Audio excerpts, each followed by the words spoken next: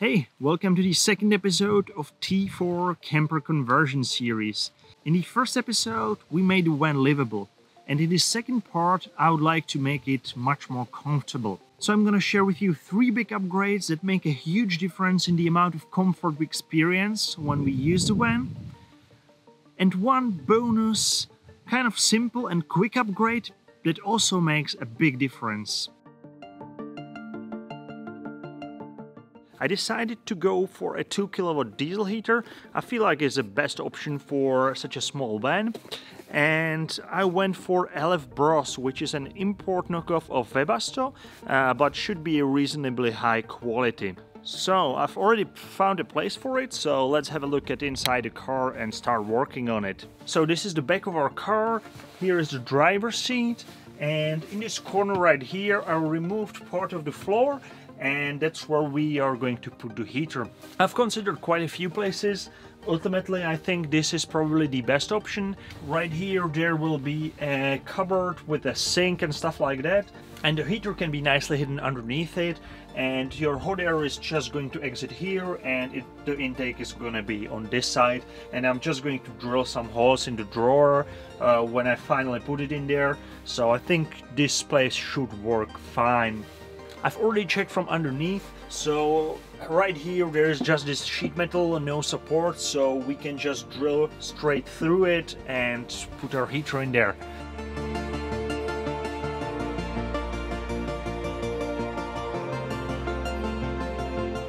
So the last time you've seen me drilling holes in the floor, it was winter or fall. Now it's almost summer, and the heater is finally installed. I actually had someone to put it in because I just couldn't find the time. We are actually getting the fuel directly from the tank, which is really nice because you don't have to hustle with the fuel. And we made sure that the inlet for the heater is about 10 centimeters from the bottom of the fuel tank. So this should never empty the fuel tank. You should always be able to start up in the morning and drive to the nearest fuel station, at least here in Europe. Now there is going to be a drawer which is going to go over the entire thing, so I will have to drill inlet for the cool air, as well as the outlet hole for the hot air coming out. I'm going to show that to you later on when I'm installing the drawer. Now I obviously read the manual and made sure there's a clearance all around, so that it's safe and nothing can heat up too much, so it should be okay. We've already tried it a couple of times, and it seems to be really powerful for this small vehicle, so I think it should heat up the van no problem. I obviously haven't had a chance to try it in the winter and in sub-zero conditions, but I'm sure it can handle it quite easily. Now obviously at the moment the wiring is a mess, but I'm definitely going to tidy it up when the cupboard goes in. Now we are looking from the bottom, so we can see the peripheries. Here is the air inlet, this is the exhaust, and this is the fuel inlet with a filter. Before there is the fuel pump hidden. I'd say it's pretty tidy, and it doesn't reduce the clearance at all, so that's good.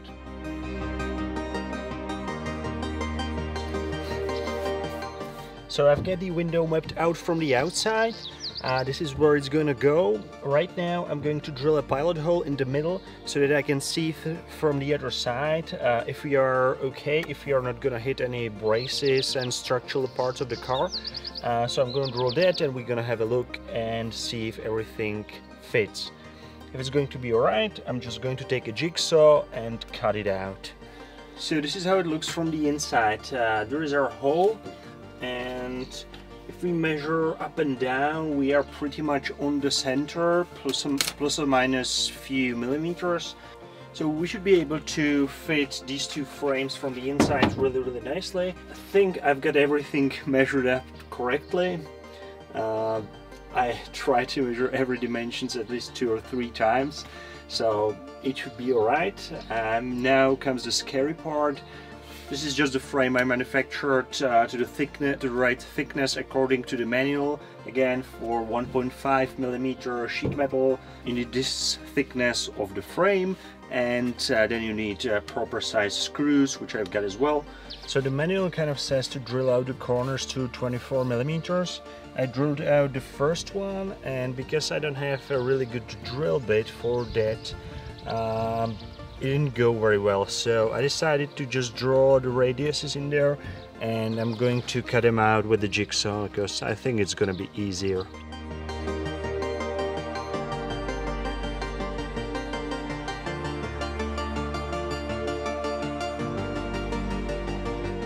So we are probably halfway done, and as we are cutting this section off, it gets kind of floppy and wobbles around, so a little bit of duct tape comes in handy. You just put it over it and it kind of stabilizes the sheet metal so it doesn't rattle as much.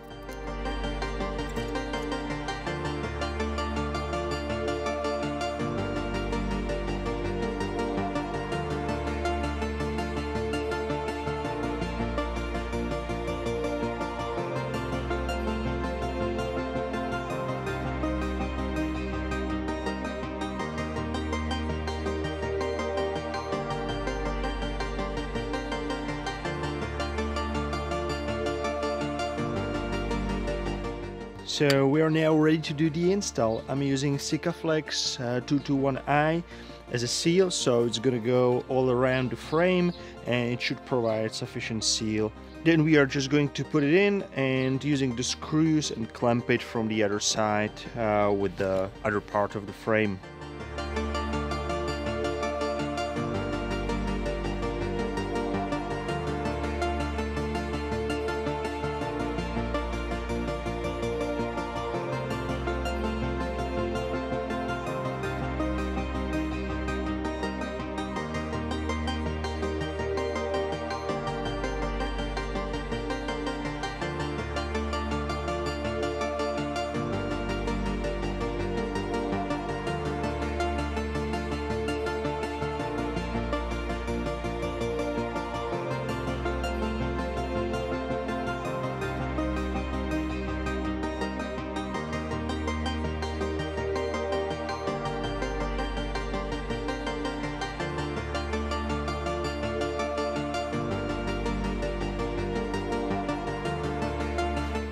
So this pile of plywood is supposed to be our kitchen drawer, so I'm now going to screw it together and we are going to put our sink in there, as well as the containers for the fresh water and grey water.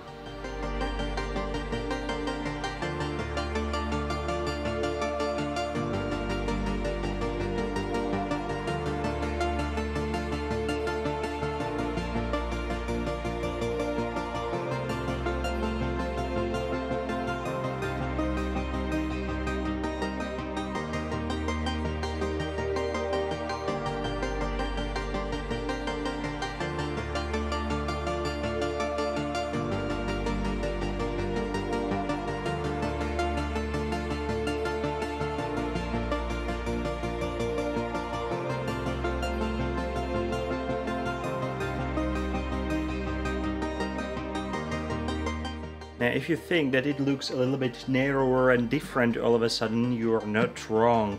I actually had to take it apart and cut the back a little bit narrower and turn the shelf around because I just assembled it wrong and measured it wrong. But now it should fit okay. So now we are going to put the top shelf on and then put the sink in.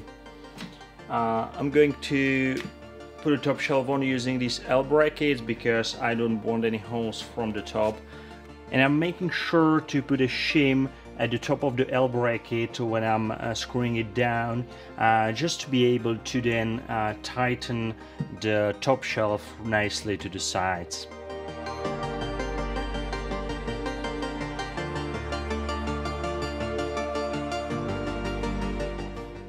So I've got all of the L brackets in place, so now it's just time to put the sink in there.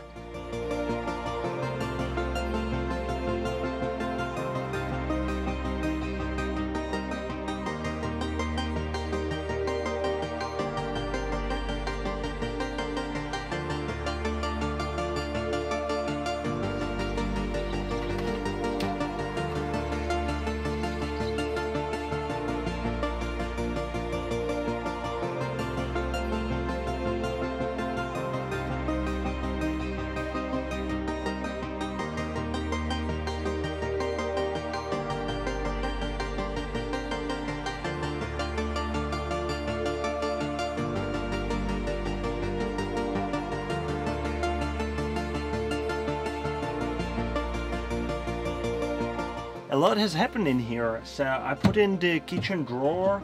We've got our sink here with running water. There are 2 barrels inside of here, both 12 liters, fresh water and gray water. Then I've also added this extension so that we have somewhere to prep the food and stuff. Now this is very much a temporary solution because there will be another drawer in here which will hide the electronics and the fridge. So later on we will use top of that drawer as a workplace, but for now this should work good enough. So this is how the inside of the drawer looks like. These are the 2 barrels, both for 12 liters. I've got them strapped in place so they basically are held securely in there and shouldn't move. Now next to them there is our gas stove. We are probably going to store it in here, and whenever we want to cook we'll just take it out. Now the diesel heater obviously is hidden underneath here, and there's still a bit of room that can be used as a storage, but I'm going to work on that later on. At the side here, this is our bin. Really nicely tucked away. You otherwise wouldn't be able to use this space.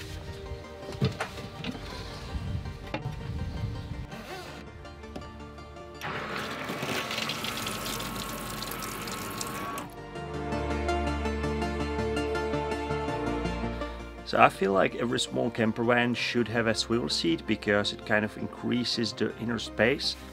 Therefore I'm now going to install this swivel base to our passenger seat, and then we should be able to rotate it and kind of increase the living space when we are parked.